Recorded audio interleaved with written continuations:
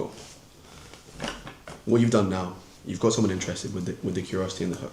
You built the context so you know why they need to care. You've delivered the emotion and actually what's changed in the change part. Now we get into close. So obviously it's called close because it's the end of the story, but this is also where we get the close, where we get the sale, right? This is literally just asking someone to take that next step.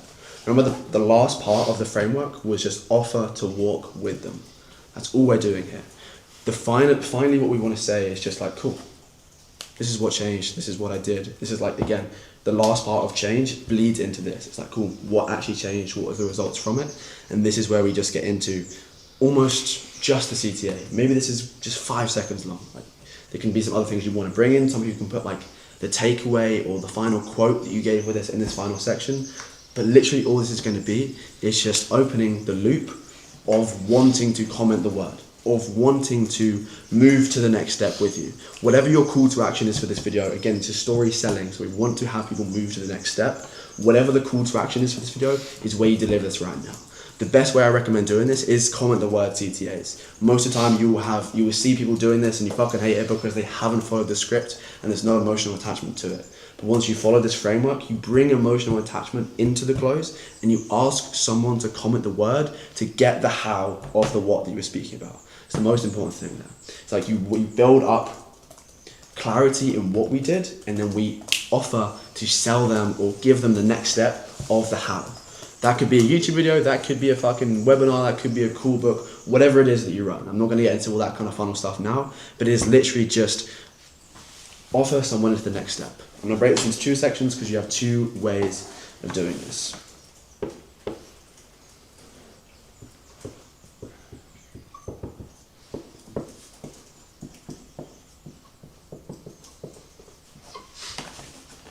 To make the close, you can either go specific and go broad, and you can go mechanism.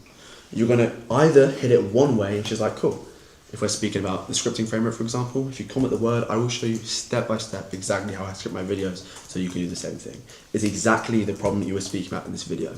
Or you can take the other approach and message to the viewer that you have completely solved that problem for them. So you have solved scripting for them, but then you can go and say, okay, brilliant, you know how to script, but scripting is fucking pointless if you don't have an audience in the first place. And you're like, comment the word and I'll show you how to build the audience that you need. It's like, it's the next step. So you either take it like, cool, together we're gonna completely solve this step and get it out of your way forever, or we've already solved that and we're gonna do everything that you want. And that's like, this is more frequently when you send them like a VSL and then have a book a call from there.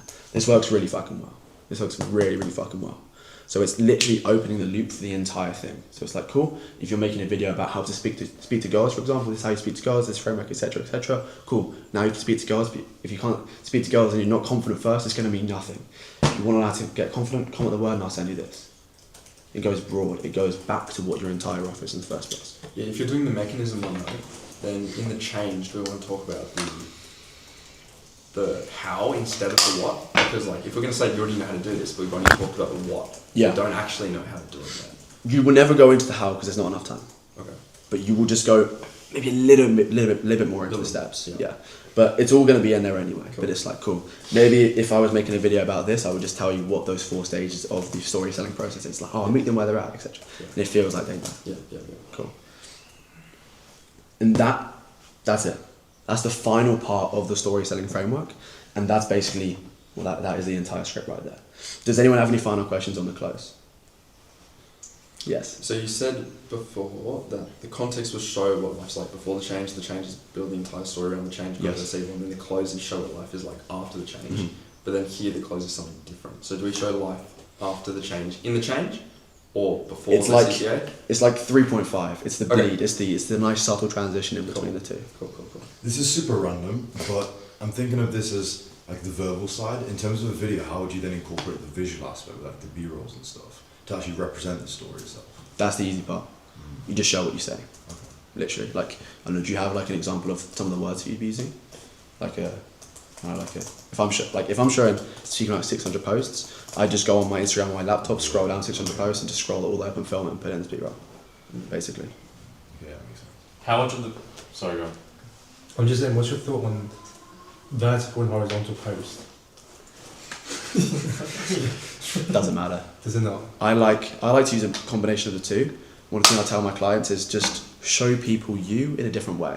If you're always posting horizontal posts, maybe try a vertical one. Yeah. Like it just gives a bit of difference. It's almost like a pattern interrupt for the people that already know you. So it doesn't really matter. I like to do it because I can make shit look more cinematic sometimes, but it's not a big deal really. It's not a deal breaker. No, No, not at all. no. It's like a 2% thing. Yeah.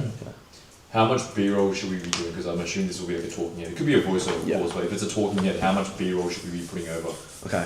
So cool. I'll get into some other questions now. So I would say B-roll. 80-20. 80% B-roll. Talking, Oh. B-roll. Really? People want to see your face.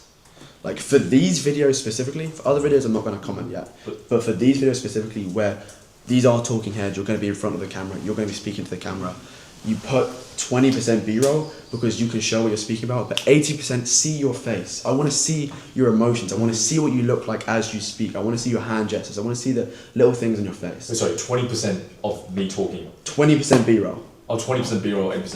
And then with the 80% then, to keep it engaging, just like we're shooting different locations, different angles, different clothes or something. Because like usually I just like to sit on my desk and just film the whole script. Would you? This is more about how you say what you say than what you say. But like the lighting, just do it a little Well, decent. yeah, make it. Don't have shit lighting. Yeah. You know, it's nice to go outside. Like, Like just in the dark or something. like obviously there's like that's like really specific stuff. Like, I don't know if you're filming like really close to a wall, it's not gonna look nice. If you've got a bad like boring background, it's not gonna look nice. But if you have a nice setup, 80% talking, and then it's more about how you say what you say than what you say. Like the way that I speak to you now is very loud. It's very. I don't know, I'm very passionate about this, so I speak about it in a more engaging way. Gotcha. Like right now, there's no B-rolls.